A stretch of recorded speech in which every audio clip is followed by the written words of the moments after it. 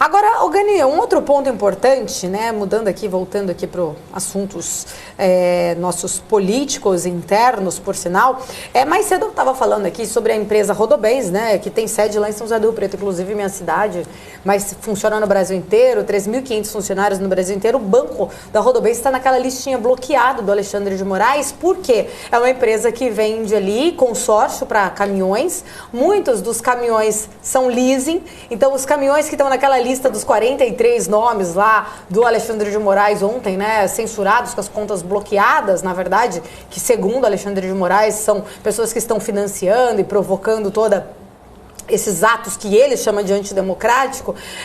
Alguns desses caminhoneiros, os caminhões são leasing, então está no nome da Rodobens. Rodobens, uma grande empresa aí, que tem 3.500 funcionários, está com a conta bloqueada diante dessa situação, né? Apesar de não ter sido a Rodobens empresa, mas ele ter bloqueado alguns caminhões que pertencem a ela.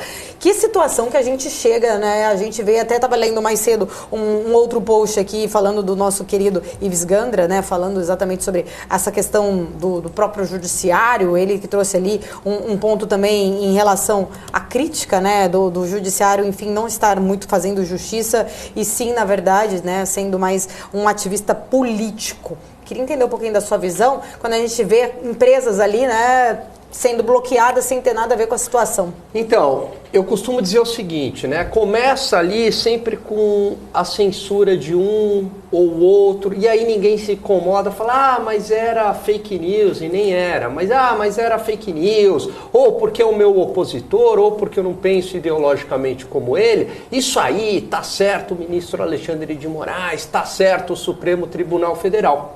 Começa assim, com uma coisa pequena, vai escalando até que começa a chegar nos grandes. Inevitavelmente é assim. E aí a gente pega uma grande empresa que não tem nada a ver com essa história e acaba sendo prejudicada. Por quê? Porque os seus caminhões estão como leasing. E aí, se tem uma apreensão, como é que fica aí também os clientes e os credores da Rodobens? Então, esse que é um grande problema, né?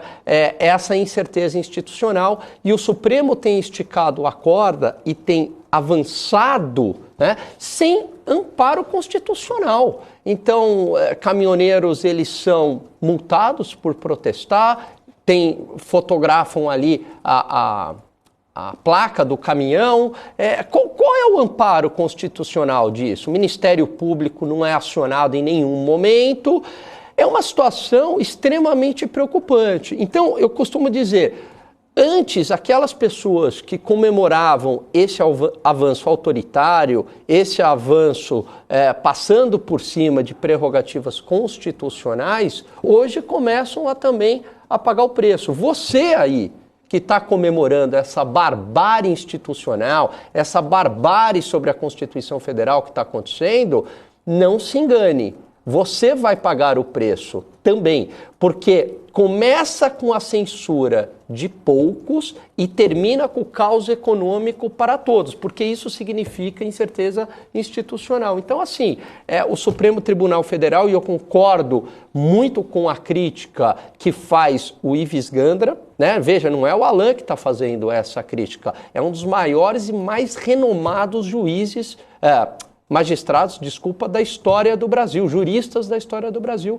que é o doutor Ives Gandra, falando que o Supremo Tribunal Federal se tornou um órgão político, ele está agindo político, ele não tá... Qual é a função do Supremo? É defender a Constituição. Aonde está escrito na Constituição que ele pode fazer o que ele está fazendo?